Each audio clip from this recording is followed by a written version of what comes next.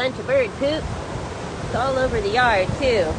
When Dan Link was here, he informed me they are wedge-tailed shearwaters. And my daughter always said, they sound like crying babies at night. They're so cool though. What a great nature sound. Aside from having the ocean right here, I'm down here to collect some of this lovely, lovely red clay.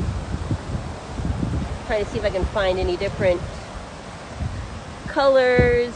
I've seen purple spots in some areas. Anywho, I just need a little bit. It's not very windy today, although it seems windy. That's Wailuku way over there in Kahului, the airport, which is why the planes go over. Really, like, oh, I know I live like 15 minutes from a pirate beach in Mexico, from a pirate town. We got old pirate ship pieces on the beach, but this is cool. I would definitely take this home if I was on island living here still.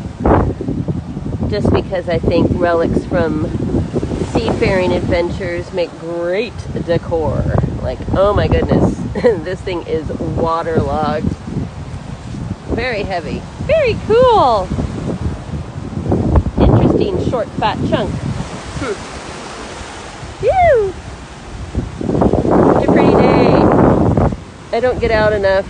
I mean, when you live like right next to the ocean, right in the jungle, right in beauty, you don't go seeking more beauty. You're just happy that you're there. So if you look at like the edge here, you can see that it's predominantly the same color up here. A very pretty red with a hint of purple. And you can see it kind of gets a little bit more red. And then you have pockets. You have pockets of different color, now clays. And part of the reason that, you know, the remnants of Hawaii's past are scattered all the way to Japan, and most of them underwater, is because this has got iron oxide in it, so it's rusting.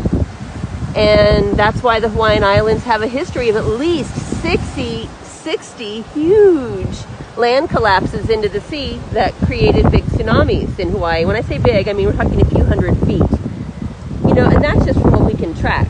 So there's a lot of cool stuff on Earth, and we're just living here in this tiny little time period thinking that the sky is falling, when the sky always falls once in a while, and the ocean always comes in.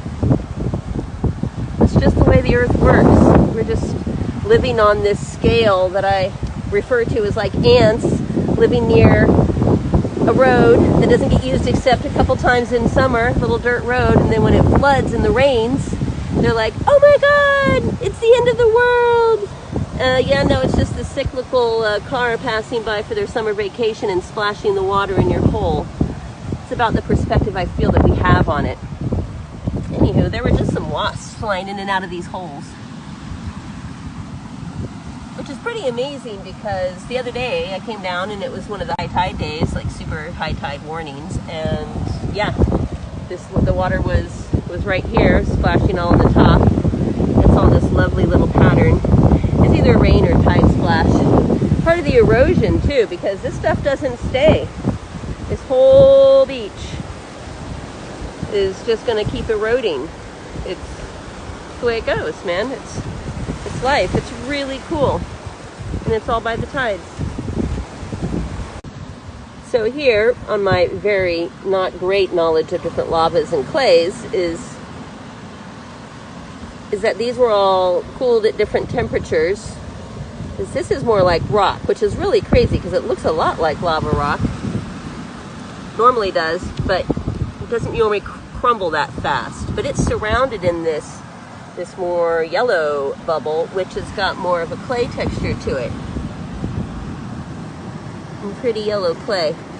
I'm always on the search for different clays. You know, like, there's YouTube pages where they teach you how to make all your own watercolor paints and chalk and shit and cool stuff for kids, all out of nature. Great place, the world, if you use it correctly.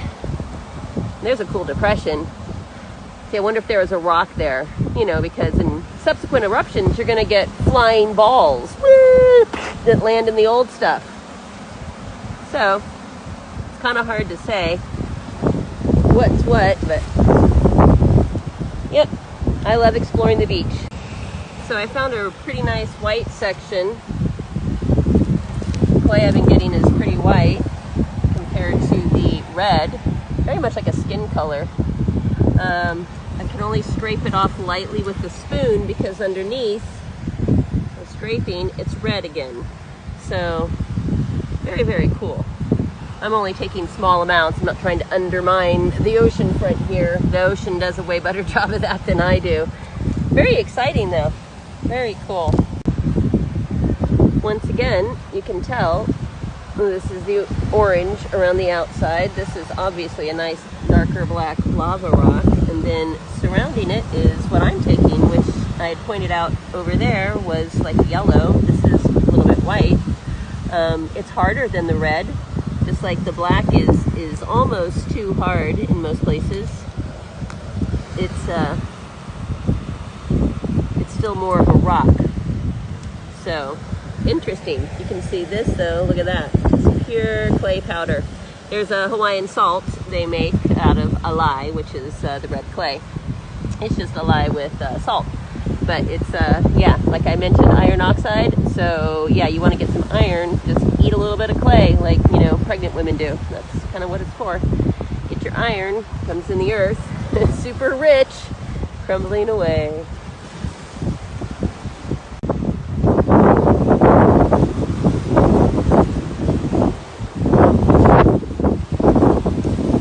Always a great exercise.